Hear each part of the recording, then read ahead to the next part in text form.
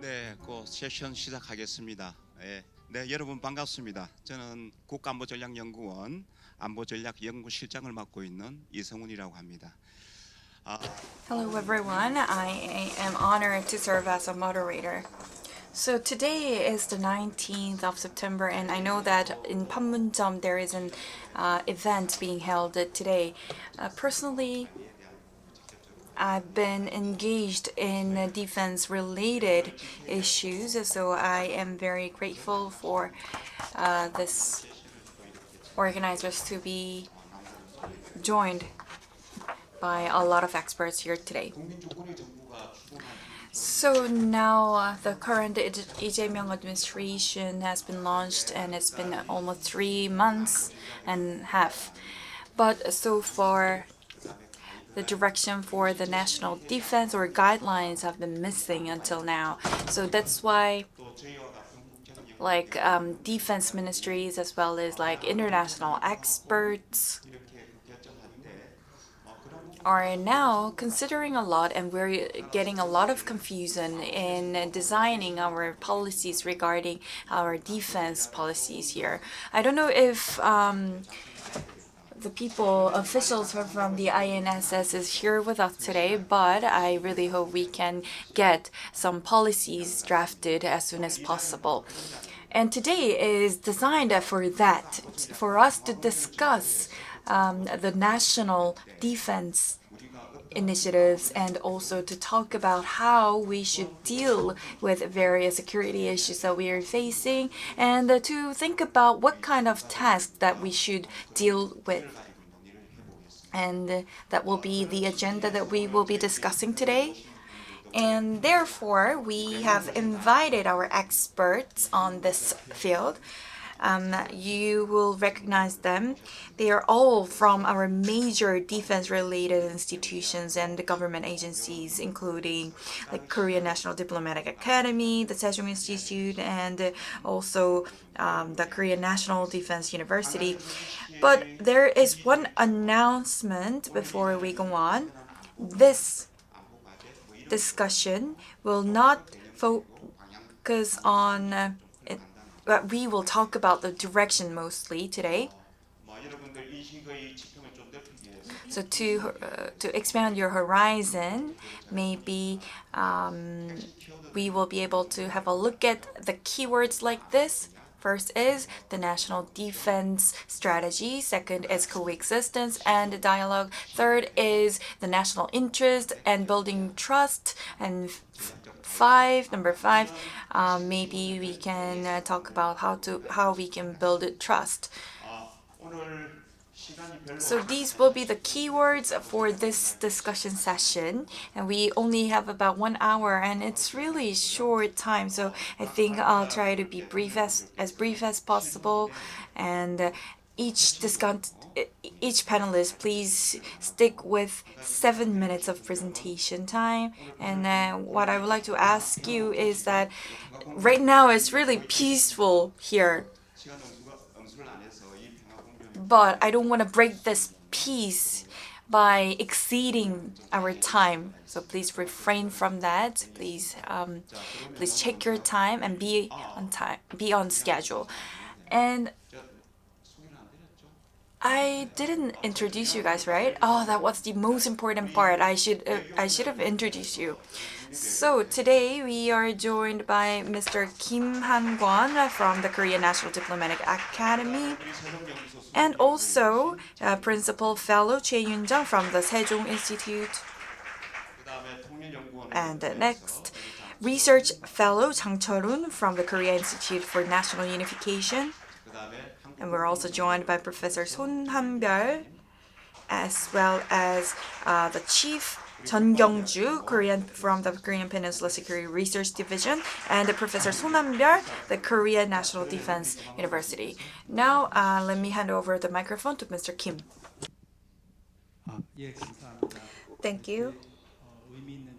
First of all, I would like to thank you for allowing me to be here with you, and especially I research about international relations, and also I study a lot about Chinese relations. And today's session's theme is ROK's national security strategy and peaceful coexistence. So I would like to talk about Korea-US and Korea-China relations and how we are leading the international relations landscape.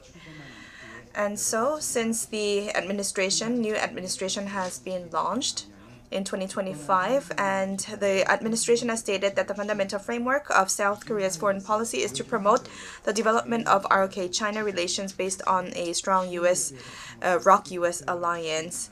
And so it says that it will focus on promoting its national interest and amid this intensifying strategic competition between the US and China. And so, as many of you study a lot, so now with this intensifying competition between the US and China, whether we can promote both US and ROK relations and Korea and China relations. And personally, I think that this is not an easy task to achieve. And also recently, with the launch of the Trump second administration, the rivalry between US and China has been intensifying. And also, for this long and competitive relations, China is making efforts. However, also when we think about the BRICS summit and also from the Shanghai Commit, the meeting between China and India, as well as the 80th anniversary of the Victory Day, where we've seen Russia and China and North Korean leaders getting together. So in this situation, we have to think about whether we can really promote the relations between Korea and China at the same time with the relations between US and Korea. So what seems from the outside, and I think Korea should have like a two track. So whether it's not really choosing whether it's US or China, but we should have like a two track, because we have agenda for every country and every country is promoting their own national interest. Therefore, we need to be more flexible in the way we think, and that should be the perspective that we have when dealing with all these issues. So after the Victory Day celebration, we can see that the collaboration between the North Korea, China, and Russia has become stronger. And also some say that Korea, US, and Japan also needs to fortify their relations. But then if we go a step deeper, we see that one of the reasons why North Korea, Russia, and China has gotten together, it's because they want to increase their negotiation skills, meaning that all those three countries, they are thinking about dialogue with the US, and that is why they want to have a certain level of solidarity. So they want to have a confronted front line, and they don't really want to have a full-fledged level of confrontation. More, they want to have a dialogue with the US. So rather than choosing one out of two, we need to see that all countries are working based on their own agenda and national interests. And also when it comes to the relation between Korea and China, there are many challenges that we need to tackle, and there will be many solutions that we can find along the way. And personally, I think in the political and foreign diplomacy area, there are conflicts when it comes to values, and when it comes to military, the cooperation between Korea, US, and Japan is intensifying, and that is why there are more structural challenges between China and Korea. And also when it comes to economy and trade, now both countries are facing a structural change where they're competing against each other. And when it comes to society, there are these cultural aspects like hanbok or kimchi, and where both countries are losing mutual interest for each other. And so to overcome all these issues, Korea needs to come up with a Korean type of strategy dialogue. And so many people say that so people think that the relation between Korea and US is confronting the one between Korea and China. But then when we talk about strategic deliberation, it mainly comes from the EU. But EU has been thinking about transatlantic alliance with the US. So they will be strengthening their alliance with the US. And then at the same time, they will have some autonomy. And then with that autonomy, they will also be cooperating with other third-party countries, including China, in order to maximize their natural interest. And so because of these concepts, India and also ASEAN countries and also Australia and Japan, they are carrying out these strategic autonomous actions between the US and China and also Korea because of these nuclear threats and missile testing threats from North Korea. Korea knows that it has to reinforce its relations with the US, and that is one of the policy directions. But at the same time, they need to, until now, they didn't really have much autonomy about discussing their relations with China. So now we are talking about Korea US and Korea US and Japan. So if this was like a sensitive thing, then we have to think about the ASEAN type of a strategic flexibility or strategic resilience, or the ASEAN countries, especially Thailand and Vietnam, have been trying the bamboo diplomacy. So we need to try out those kinds of tools so that we can also find our strategic autonomous directions and strategic policies. And secondly, in that part, we've also heard earlier that we need to expand multilateralism because Korea's diplomacy was focused on the powers and on bilateral negotiations. But when it comes to Korea-US relations and Korea-China relations, if these issues cannot be tackled through bilateral relations, then we have to utilize a multilateral platform so that we can coordinate the different opinions between the countries. But right now in Korea, we haven't much focus on the multilateral framework, but now we have to move towards a more longer step because multilateral framework needs more time. So now we have to go towards the more longer term strategy. And now between Korea and China, there are a lot of talks about the post-Cold War era and also this confrontation between China, North Korea, and Russia, and Korea, US, and Japan. So in this new Cold War, and because of these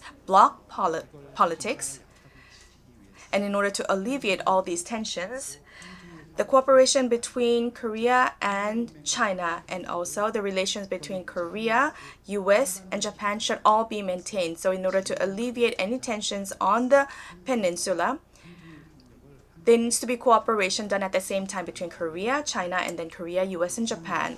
And so with that, I would like to finish my comment, and then let us have another Q&A session. Thank you. Thank you so much, Professor Kim. And so I think the gist of your comment was that Korea, based on its strong alliance with the US, it also has to do multilateral diplomacy, including China, so that it can expand its strategic autonomy in this area. And other questions, I want to ask you the questions first. And so from that regard, with what you said, so in order to have the strategic autonomy, of course, between US and China, we're facing a dilemma. And so my question goes, recently when there's a summit between Korea and US, and so in the Times article, President Lee has mentioned, I think, something else that in between the US and China, Korea should play like a more bridging kind of a role. I think that was mentioned. So I think it's actually the same what he said in the article and what he said at the summit. So you have to talk about these things, about these concerns, and whether there are any connectivity in these comments that were made by President Lee. And so what are the implications, what we need to understand from those comments. So if you could answer that later on. Next. Professor Chae Jung will be talking about the Beyond Deterrence, a just security strategy for peaceful coexistence on the Korean Peninsula. Good afternoon, everyone. I am very honored to be here today, and thank you for having me today. And as introduced, I will be talking about our economic security and also how we should pursue our peaceful coexistence based on our security strategies. But before that, I would like to talk about why we should think about the peaceful, this keyword. So I would like to talk about our technology security and economic security. So a lot of people are talking about whether we are in the era of new Cold War, but actually it is, I think, approaching to us. Currently, we are covered by many geopolitical situation, and a lot of great powers are surrounding the Korean Peninsula, including the U.S., Japan, and now we are facing international political changes, including Russia-Ukraine war and others. Of course, it's a lot of things are happening around the world, and we should know what we can do now. And also, Indo-Pacific region has its region, but within Indo-Pacific region, Korea, we also do have our own geopolitical issue here. So going beyond the traditional military problem, I think it is good for us to think about the economic and the technology and security, because we are facing ever increasing tariffs as well as instability in our economy. And recently also, military defense expenditure has exceeded the average amount.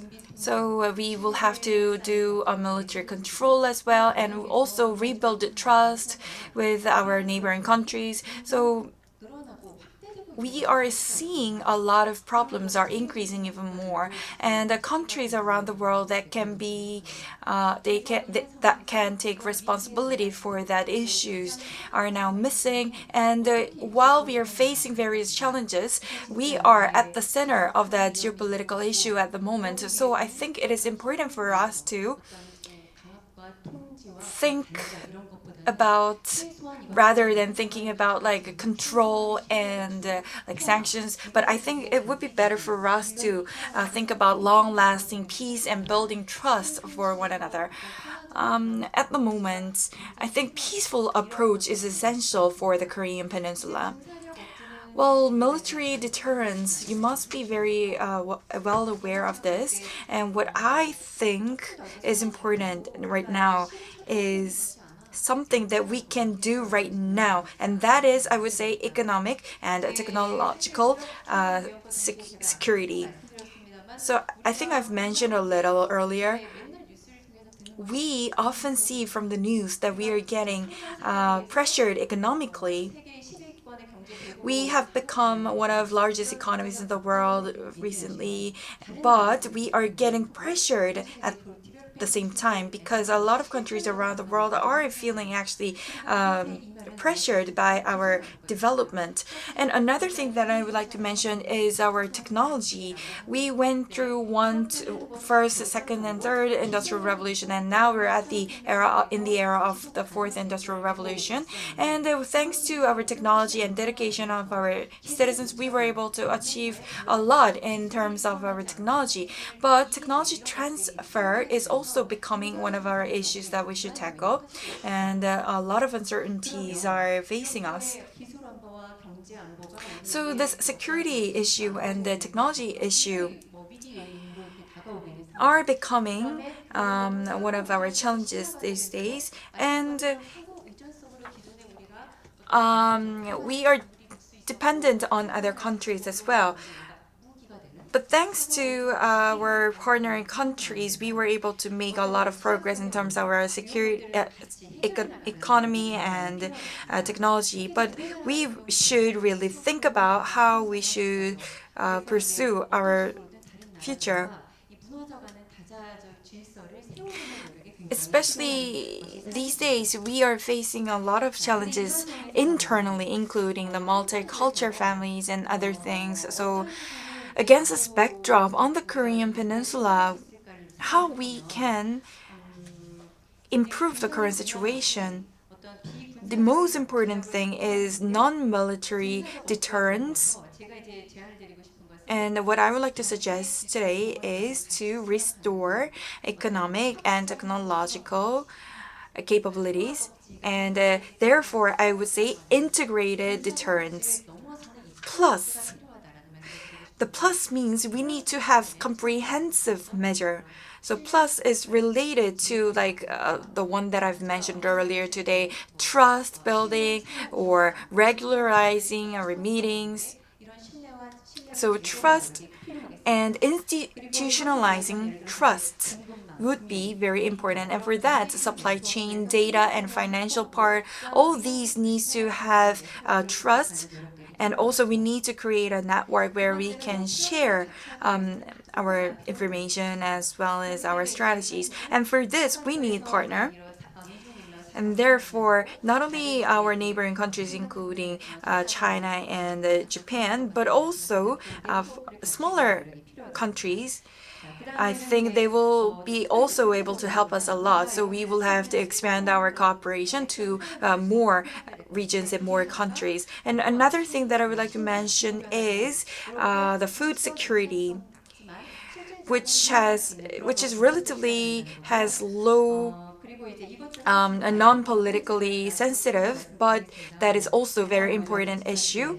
Like another thing is maybe I would say climate issues or human rights issues. So to sum up, we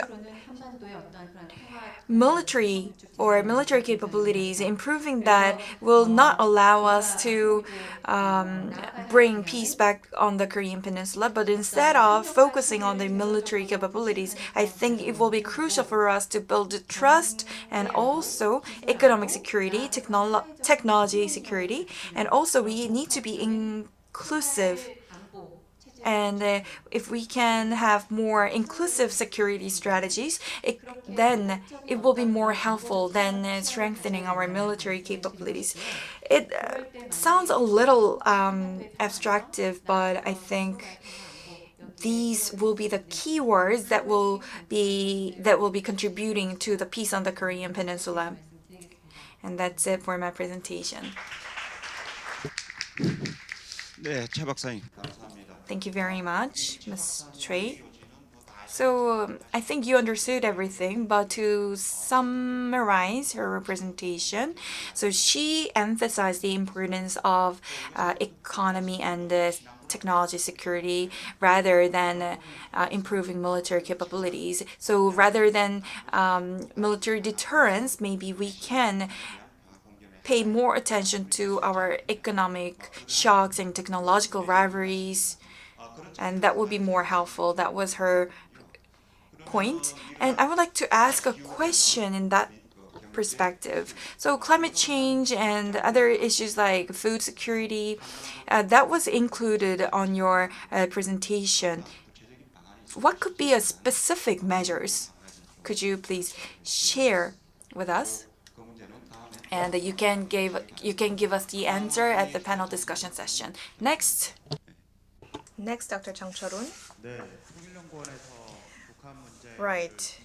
I have been mainly researching North Korea relations from the Korea Institute for National Unification. First of all, thank you for giving me the opportunity to be here. I would like to thank the host, Ministry of Unification, as well as the Institute for National Security Strategy for having me here.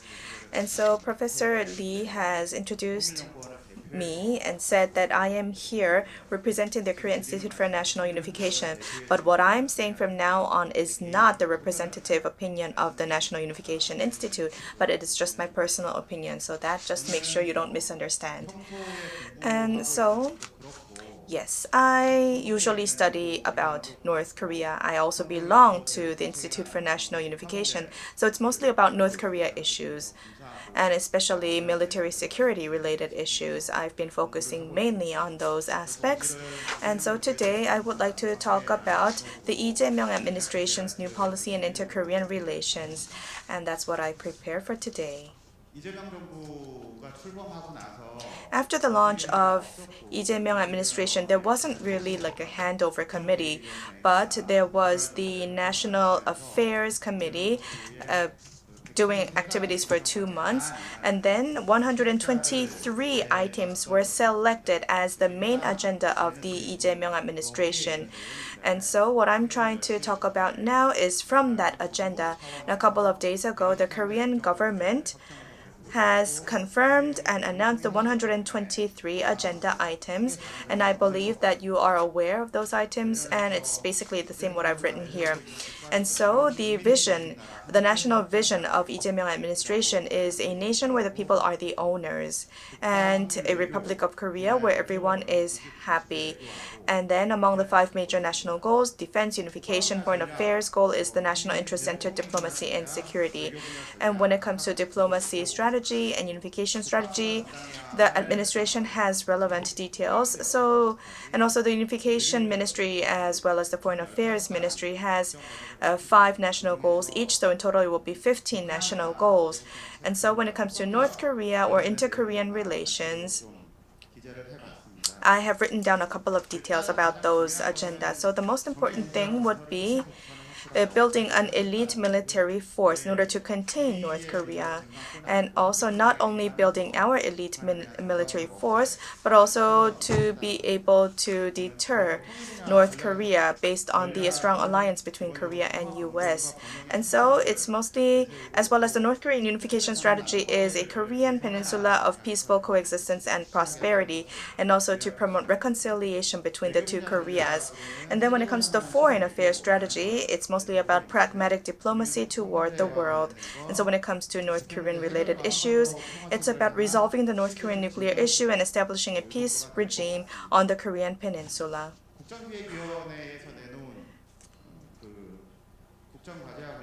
And so if you look at this material about this agenda, many institutions have to work together on the 12 key strategic tasks. And so it is about building peace and security, or building a foundation for sustainable peaceful coexistence on the Korean peninsula. So when it comes to the North Korea policies and foreign relations policies, it's all about the peaceful coexistence on the Korean peninsula. That will be the key word. And so in the beginning of Lee Jae-myung administration, there were many measures taken, and most of the measures were to ease military tensions between North and South Korea.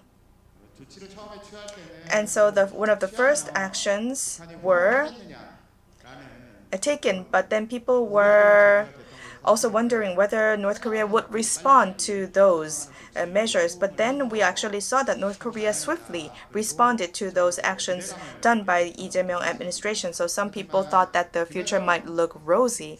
But then Kim Yo-jong, because she is the one who talks about US policies and South Korea policies. So she's the one who is in control of all of that. And so on August 14th, Kim Yo-jong has said that all these things promoted by Lee Jae-myung administration are just nothing more than a foolish dream. And so that's how Kim Yo-jong underestimated all these activities. But she knows that this was actually helpful to her regime. And so although North Korea has been responding a little bit positively to all those actions, but still, Kim Yo-jong said that this was nothing more than a foolish dream. And then Lee Jae-myung said in the commemorative address of Liberation Day, declared his commitment to respecting the North Korean regime and refusing to accept the idea of absorption. And so today we are celebrating the 7th year of the September 19th agreement. And so in that address, one of the most important part is that he will patiently wait. I thought that that was very impressive. And while I was watching this address live, I thought that probably this is not included in his script. I could see that this part was not included in the script. And I think yesterday or today regarding this military agreement of September 19, in that message, President Lee Jae-myung said that I will wait because things cannot change overnight. So I will be patient and wait for the North to respond. And so from that regard, the North Korea policies of President Lee Jae-myung is to promote peaceful coexistence. And the first thing is to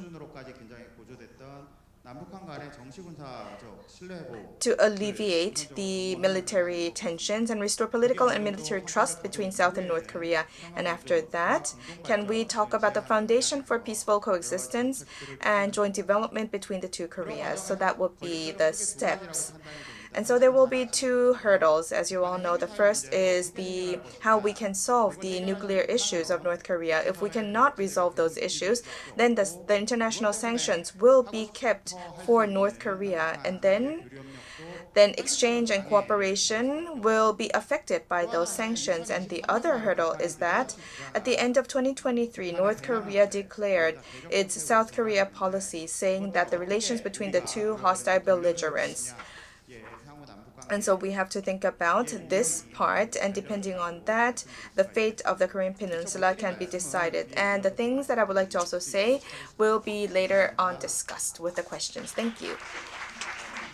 Thank you so much. So listening to your comment, I think you are emphasizing this one part, that the most important thing from the ROK's national security strategy is the peaceful coexistence on the Korean Peninsula. And to do so, we need to build trust between the two Koreas. And I would like to ask Professor Chang. So then, of course, you said that trust building is most important. Then, what should be the priorities of the Lee Jae-myung administration so that we can build trust? So realistically speaking, what are the priorities? And you've also mentioned about the roles. And earlier, President Lee Jae-myung talked about scrapping the nuclear programs. But then in the article with Times, it's about reduction of the nuclear facilities and then ultimately denuclearization. And so I would like to ask you, Dr. Chang, so this denuclearization or trust building on the Korean Peninsula, what should be the most important priority? So maybe you can talk about the concrete directions. And then President Lee has mentioned about the 3 steps. And also yesterday he mentioned about the other 3 steps. So what are the differences between those 3 steps? There might be some similarities, but maybe you can also highlight the differences between those 3 aspects. 각 기관을 대표해서 나온 것은 아니고 Well, they are not representatives of their institution, but they are expressing their own opinion, so please understand that. And now I would like to introduce Ms. Chung Kyung-ju. 그러니까 저는 한국국방연구원의 한반도 안보 연구실에서 일하고 있는 전경. Hello, I am Chun Kyung-ju. I would like to thank the organizers for inviting me to provide my opinions.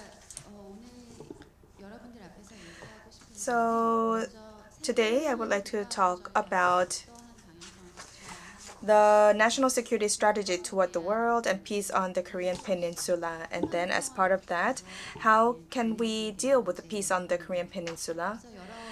And already many panelists have already said that international orders are in chaos, and it's hard for us to make a decision in picking the direction. So we have to think about our nation, what kind of identity we have. I think that is the most crucial part. And so although we talk pragmatic, but for what purpose are we talking pragmatic? We need to define the principles. We need to have a center. And so it is about liberal democracy, a country protecting liberal democracy. And so within the country, if we are living in democracy, then we have multilateral values that we need to keep. And so when it comes to democracy and multilateralism, and as a country promoting all those 2 values, we need to establish the relevant strategies, and this will contribute to the peace of the region and will help us to become a middle state. And to do so, we have to look at the direction of our national security strategy. Korea will expand its Korea-US relations to a more future-oriented comprehensive relations, and then also do multilateral and micro-multilateral relations and expand its networks. Right now in the international society, AI, semiconductors are the hot potatoes, and Korea has the advantages in those fields, and that is why we have to make sure that we secure those security related assets. And also when it comes to cyber and space, we need to also expand our overseas networks. And lastly, because we don't have much of natural resources, in order to cope with climate crisis, we need to definitely consider that nuclear energy shall be our principal energy. And so through this direction, the competitiveness of our country will be further strengthened, and also we can become a powerhouse of military capabilities. And then the defense strategy should be not only about North Korea, but we have to think about the existential threats, and we need to have a comprehensive defense capability, and this shall all be based on deterrence capability as well as the alliance between Korea and US. And also modernizing the relations between Korea and US is not being just swayed by US, but to have more ownership and to make sure that our military capability can further be advanced. And so at the same time, Korea will also focus on the Indo-Pacific region as well. And also when it comes to cyber and space, and moving forward, Lee Jae-myung administration has also been talking about the Atlantic as well. And so we need to further strengthen our national competitiveness in those areas. And also regarding the nuclear threats of North Korea, we need to strengthen our three axes through state-of-the-art technologies. And Korea is also facing demographic changes where population is decreasing. And so in order to overcome these problems, we need to also utilize the private resources and also accept them as our military assets. And also we need to promote the K-defense industry and also expand the number of partnering countries in that field. And so based on this defense strategy, how can we cope with North Korea that poses threats to South Korea? We need to think about those problems too. But right now, the situation of the Korean Peninsula is not that favorable because North Korea right now declares Korea as a hostile state, and so its policy direction is one that is very belligerent.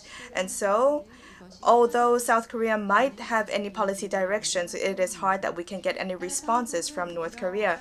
Therefore, this national capacity, rather than focusing too much on North Korea, we need to have a bypassing approach where we can persuade North Korea and also carry out our efforts through the international collaboration framework. And so I think we need to expand the strategic space for collaboration with North Korea. So in that space, more countries can participate so that we can all face the issue of North Korea, and so that we can have a common base for national interest. And so right now, North Korea is focusing on Russia and China relations. And President Trump, North Korea looks like it is also willing to have talks with President Trump. And so Korea will continue to find ways to approach North Korea through this multilateral framework. So moving forward, rather than just focusing on North Korea, South Korea shall focus on other countries as well, so that we can bring North Korea to the negotiating table where we will discuss about peace on the Korean Peninsula. And to do so, for China and Russia, in order to do economic cooperation for the Atlantic, we need to make a lot of efforts. So right now, China and Russia is strengthening its military capabilities for this region. However, Korea also has economic interests as well, and China and Russia also might be interested in this economic cooperation, and so we need to expand that cooperation. And so when dealing with North Korea, we should first develop and advance our relations with China and Russia, and then by doing so can we approach North Korea. So that should be the order. And then right now, President Lee Jae-myung is suggesting 4 lateral talks or 5 lateral talks, but this can only be done through a multilateral effort. So whether it will be a 4 lateral talk or 5 lateral, 6 party talks, nobody knows. But the direction is multilateralism. And so in order to strengthen the stability of the region. And with that, we will have to talk about denuclearization of North Korea. And Russia, China, and US have also a lot of interest in this issue. So we need to make sure that these countries are also the active players. So then there's the other problem of the inter-Korean relations. So about that, right now, in order to alleviate this hostile relations, we need to build trust again. And we have to also see whether there are things to be revised for the military agreement of September 19. So that should be the first starting point. And other discussion points, I think we can talk about later again. 네, 네, 전 박사님 감사합니다. Thank you very much. So she emphasized that we need to expand the strategic space for the North Korea, and for that maybe we can cooperate with international countries, and maybe that could be another option for us. So my question is, can we narrow it down? I mean, the two hostile states theory and North Russia and China's cooperation, we're seeing a lot of changes internationally. In that case, I think we need to find an appropriate approach for us. Is there any realistic approach that you would like to share with us? And you can answer me in the panel discussion section. And next, I would like to invite Mr. Son Han-byeol from... Hello, I am Son, Professor Son from the Korean National Defense University. First of all, thank you for having me and thanks for the inviting. And I study military strategy, and including myself, a lot of people here today are curious about how we can resolve nuclear issues in North Korea. But over the 30 years in the past, we all failed. And the first reason, you know, that our economic coercion or any other like military coercion raised the cost of provocation only, and it did not yield a reduction in its structural threats. And also we are too much. So right now, in this complex situation, how should we deal with North Korean nuclear issue? So, well, right now it's not peaceful, but in the war, if like shouting out peace in the wartime is, you know, nonsense. So I think, as you can see from the booklet, I would like to share a few points. First, we should think about the two countries' hostility. I think it is time for us to acknowledge that we cannot end this hostility between the two countries. So hostility theory retains explanatory power. But in the longer term, we should think about how we can reduce risk within persistent hostility, not how to end it overnight. And secondly, of course, peace is important, but if we be hasty, then it will backfire only. And third is time. I think time should be strategic asset rather than anything else. So we should prioritize durability and sequencing so pathways survive political turnover via institutionalization. And lastly, as Professor Chun mentioned, we're seeing changes in the international politics. I think we can take advantage of these changes, and we should also think about what kind of advantages that we can take. And so over the past 30 years, we've been seeing nuclear threat from North, but now we are facing even more complexity and how we can reduce threats or risks. And I would like to propose the pentagonal peace theory, and today I also would like to add on to that. I think economic approach will be also very important. So first of all, you will find what we can do in the pentagonal peace theory, including capitalist peace theory and economic independence and others. These, you must be very familiar with this. This is based on the international relations study. But in reality, it is actually impossible for us to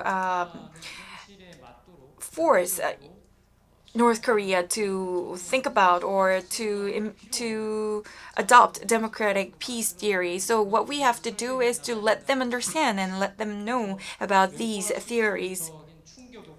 So rather than giving them shock, I think what could be better than that is longer term approach, like herbal medicine here in Korea. So I think maybe economic approach, like I've mentioned, that can change their internal situation could be more helpful and more hopeful. And we have to think how we can use time as our strategic asset. And another thing that I wanted to stress today is strategic war. Now, North Korea is closely cooperating with China and Russia, and it has improved its strategic position, and it is now focusing on its outcome of their cooperation. And against this backdrop, it is hard for us to bring back peace on the Korean Peninsula at the moment. And George Kennan also said another theory. Well, it was more like an engagement-related strategy. So we should lock the door, and in the longer run we need to have more time and use our strategic assets to respond to the enemy outside the door. And secondly, I also would like to mention Germany's Willy Brandt. What he said was, when Germany was signing peace treaty with between the East and West, actually at the time the Western Germany did not accept Eastern Germany as a country, but they did maintain their constitutional law as that they are a country and state. So these theories that I'm mentioning right now will be all beneficial for us, and it can be alternative for both to one another. And I think we should also think about these theories that I am mentioning right now, and also the time will be important, and we should see how we will structure changes in the longer run. Actually, Professor Chun mentioned everything that I wanted to share with you. So maybe if we have to do this, take these approaches, then I think first what we need is to have military capability, and then secondly, we will have to maintain our relationship with the U.S. well. And we will also have to think about our future and make our forecast for the future. And currently, we are investing a lot for our defense and military capabilities, and this is because, of course, we want to enhance our military capabilities, but at the same time, it is to prepare for the possible contingency. So sometimes we can hide, or sometimes we can reveal, but I think what's important is to make a longer term approach. So like I told you, we will first have to institutionalize these measures. And also, building trust is another issue, and we should think about in what way we can build the trust. And recently, Lee Jae-myung administration has been launched, and throughout his administration, we will also have to think about what strategies that we should pursue. Thank you. 네, 좋습니다. Thank you. So, Professor Son, I think it's like this. Peace, diplomacy. to support these keywords, we need to have a military capability and we need to have readiness. And for that, institution plays a great role. And to institutionalize everything, we need more time. That was his point. So, structural confinement and time confinements are a lot because now we have to wrap up here. Time doesn't wait for us. We also have to remember that. So I won't give any question to Professor Son because Ms. Chun and Professor Son had an overlapping idea. And starting from Ms. Chun, let us now give some. I already gave them questions, so you can answer my questions. 대통령께서 미국에서 So President Lee has mentioned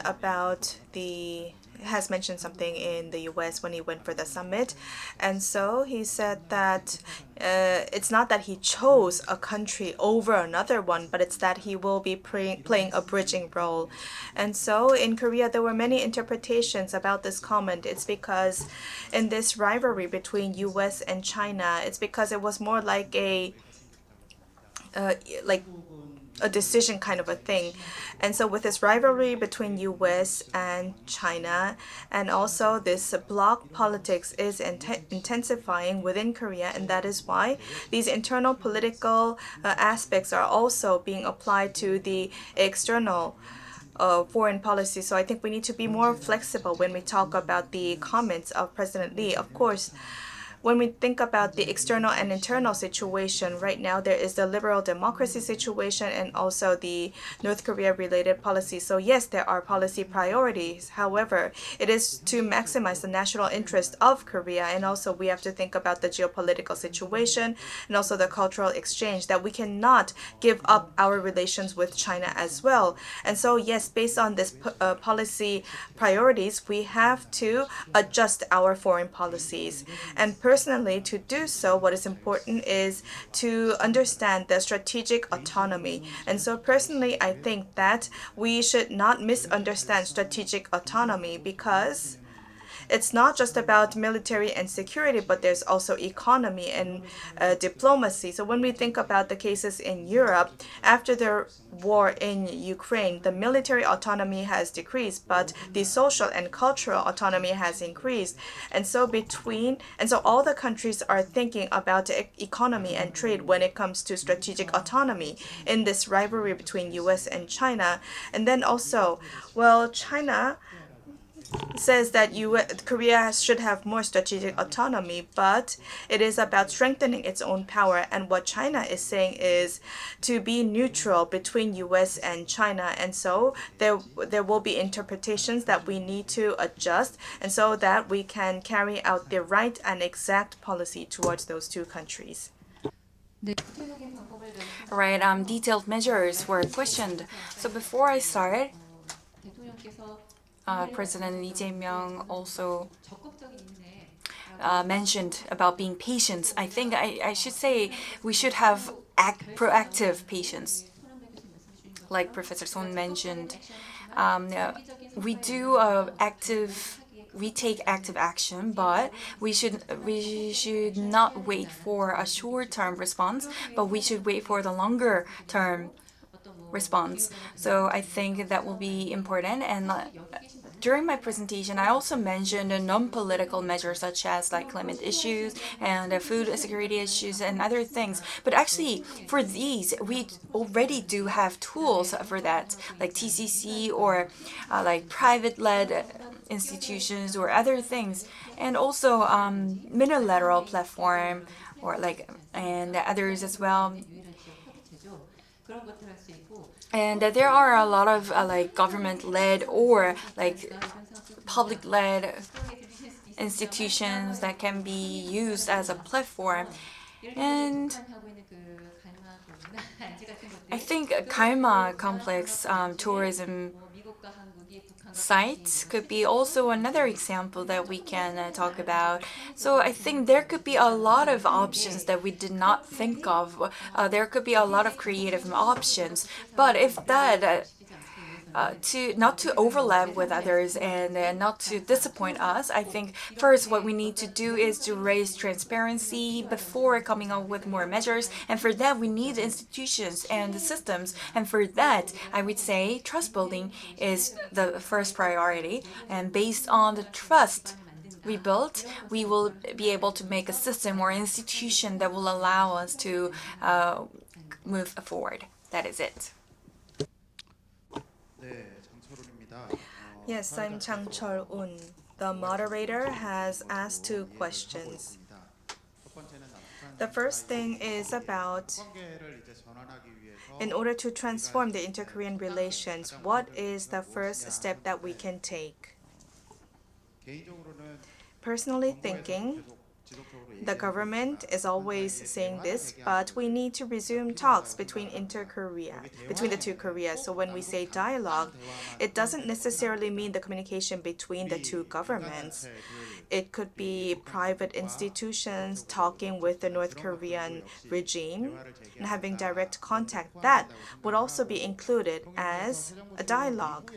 And so the Ministry of Unification 제3국에서 만나고 하는 and said that actually so until now people had to get the permission from the ministry in order to be able to meet the North Korean people outside of Korea, but now it can be furthermore allowed, and also in the I think 5-1 panel, or I think in the 5-2 session, I think people know more about those details where the private institutions of South Korea can meet the North Korean people. So it's not that I am promoting this session, the other session, but I hope you can also be interested in the session being held next door. And so regarding denuclearization of North Korea, it was all included in the materials, and also the government has also announced the 123 military items, and so I think so the wordings are different, but it's not that the meanings are different or that the steps are totally different. So it's hard to say that these are all separate items. And so also Mr. Ri Seong-lak has also mentioned, he also used the expression that was used by President Lee Jae-myung. And so it's not that like the meanings are different. And lastly, what I want to say is the North Korea policy, or the most important part of the North Korea policy, is that it's about having an outcome, to see an outcome. So whether it's small or big, it doesn't matter, but we need to have immediate outcomes coming out, and then more outcomes to come. And so whether it's North Korea relations, North Korea policies, I think we need to see the immediate outcomes, and especially for the lives of the residents who are living close to North Korea, let's say those loudspeakers, and stopping that broadcasting. For those of you who are here, you might not know how loud that broadcasting is or how that noise is, but my parents live there, so I've heard indirectly that people cannot really live in those neighborhoods because of that noise, and many people left, and many people say that they didn't let their children play outside because of that noise. But then now with the new administration, we have stopped that noise, and so North Korea also responded to that. So I think that was an immediate outcome that we could see with the new administration. And earlier we saw that President Lee Jae-myung said that he will be patient. No, but we have to keep making efforts until we see something or response from North Korea. I think that is the direction of Lee Jae-myung administration. 네, 제가 말을 길게 하기보다는 Well, instead of me answering the question, I think it would be better if we can give more time to Son to answer the question.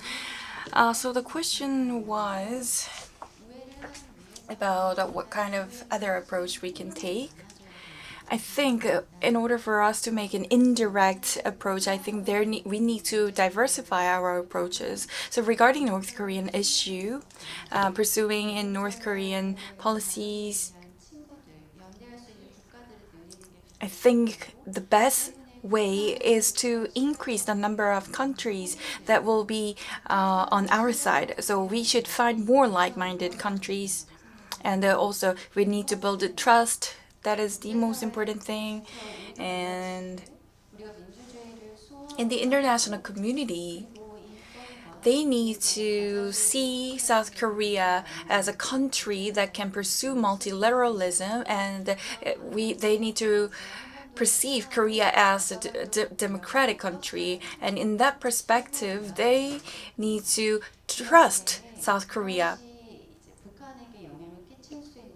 And that will be another strategic approach for us to deal with North Korea. And in order to earn trust from the international community, I think first will be the economic capability, and that could be like improving our technologies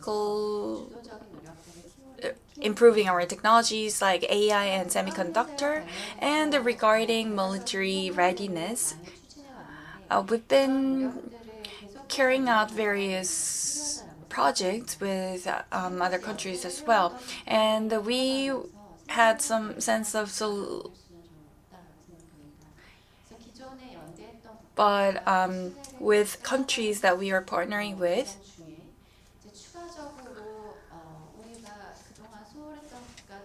there must be some countries that we were not able to pay more attention to. I think we can improve relations with those countries as well. So we need to pay more attention to other countries that was left behind in partnering and in pursuing solidarity. And what we can do with the international community, other speakers already mentioned.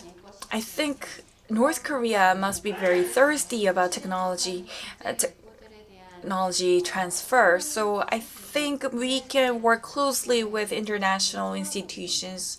And however, maybe we can work closely with the United Nations that can support North Korea, and maybe we can do technology transfer to North Korea. And because we share the same land, the same peninsula, we share common challenges such as geopolitical issue as well as climate issue. So for that, I think we can do joint research for that to tackle various issues that we are facing together. But rather than suggesting North Korea directly, I think we should take indirect approach.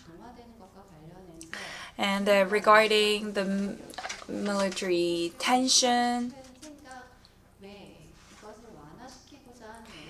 we also should put more efforts to lessen its military tension, and for that we will also have to work with our neighboring countries, and we will have to seek ways for that as well. Thank you.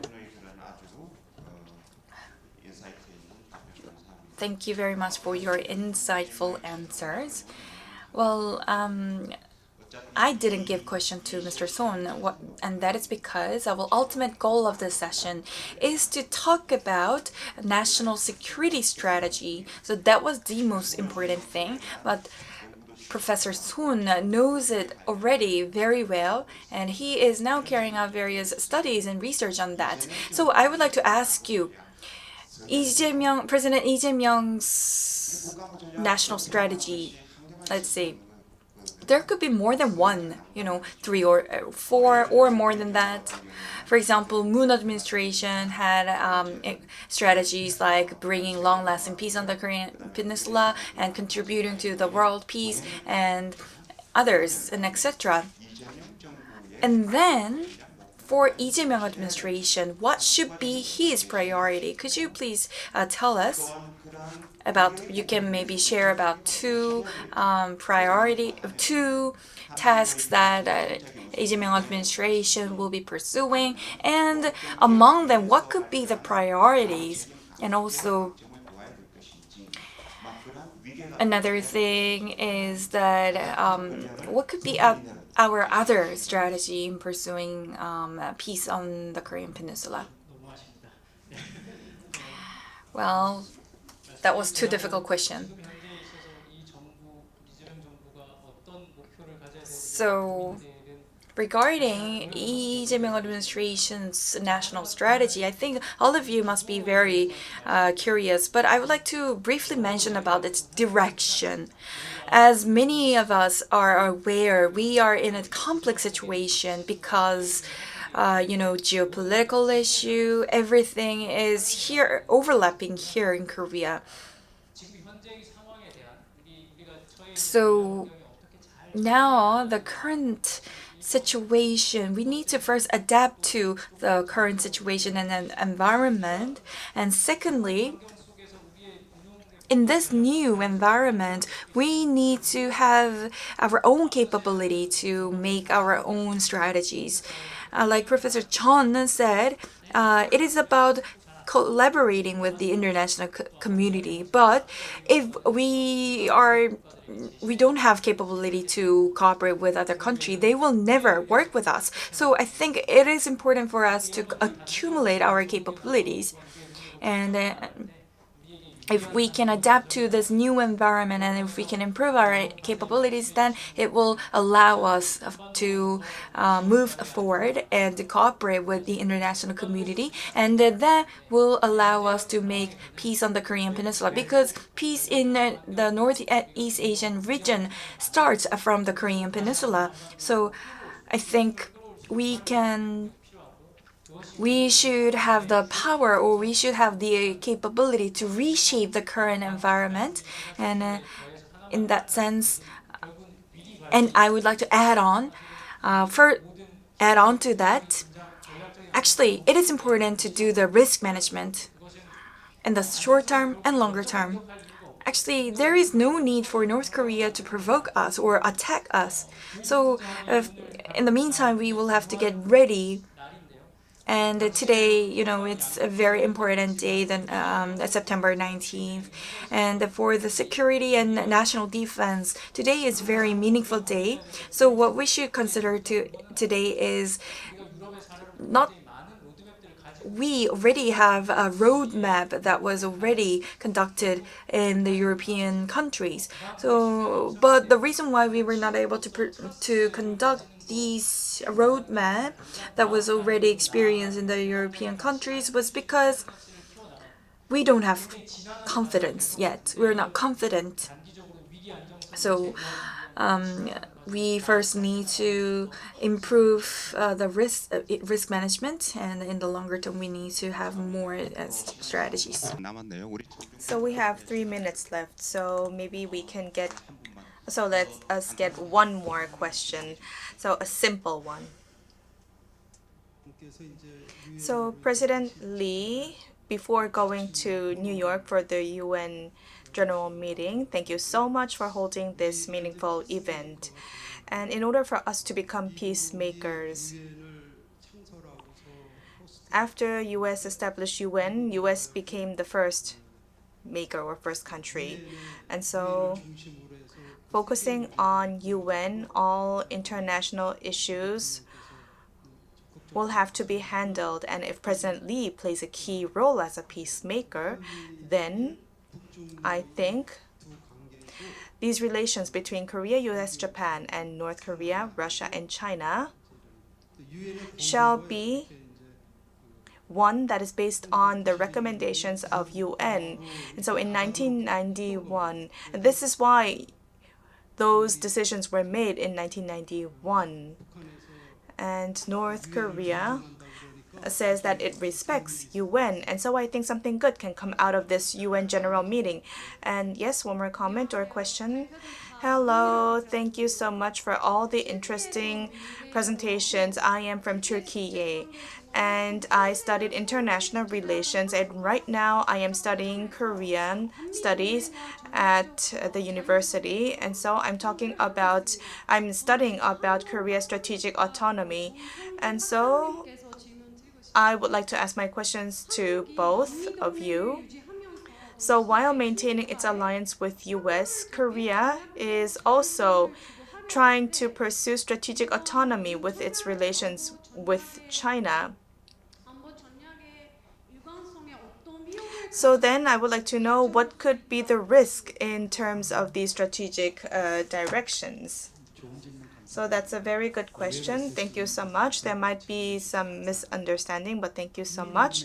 So when it comes to, in order to reinforce alliance between Korea and US, we need to have strategic autonomy, because without strategic autonomy and having an asymmetrical relations, and if we depend too much on one country, there could be a phenomenon where the strong power feels burdensome and at some time will want to refrain from being close to that other party. And then if the geopolitical situation changes, then the partner might just give up the other partner. And secondly, if it's not a healthy relations, and in the long term, it could be more like a strategic, let's say, tactic. And so Ukraine and Taiwan, that's the reality that they're facing. They needed the help of US. But if Korea has a healthy relations with US, and if this does not happen, then we can be exposed to these two risks, meaning that our priority should be reinforcing our alliance with US, but also we need to maximize our national profits or interest with our China relations. And so if we can explain all of this very well, then I believe that we can also see positive effects from our alliance with US, and we can have these parallel relations. Thank you so much for the questions. So first of all, I think most of the countries carry out paradoxical policies at the same time. So Korea, whether we're thinking about China or it's going to be US,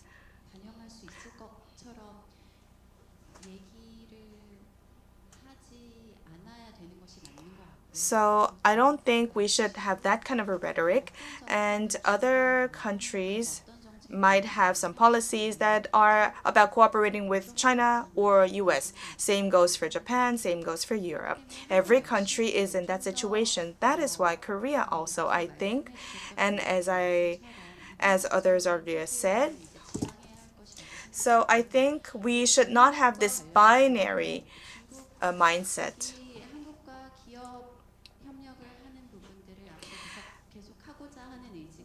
And China also has this will to cooperate with the Korean businesses, just like the Korean businesses have the will too. And that is why we need to expand that network. But when doing so, the problem is that there are principles that we need to pursue. So we need to do that business cooperation based on our key principles.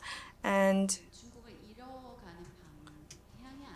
so it's not about losing China, but it is about telling them what are our principles and what are our policy directions. So we need to give them more of a better understanding so that they can predict what our situation is. So when there is that predictability, then we can cooperate with China, and then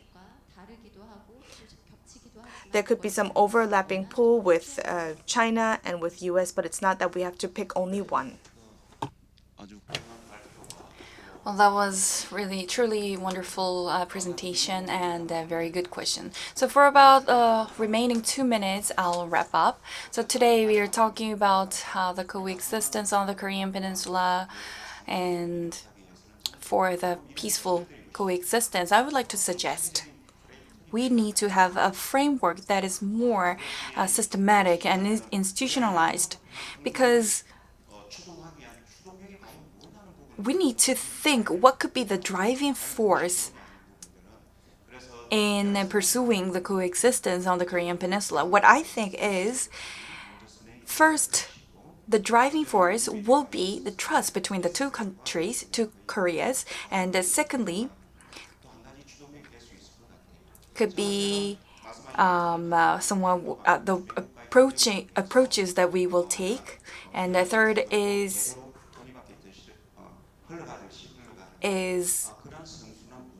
making a virtuous cycle of these three suggestions. So by making this virtuous cycle, maybe we can effectively deal with North Korea and pursue coexistence and peaceful coexistence on the Korean Peninsula. So everyone's opinion should be reflected on our security policy in the future. And I would like to wrap up this session. I would like to thank everyone for your participation. Thank you.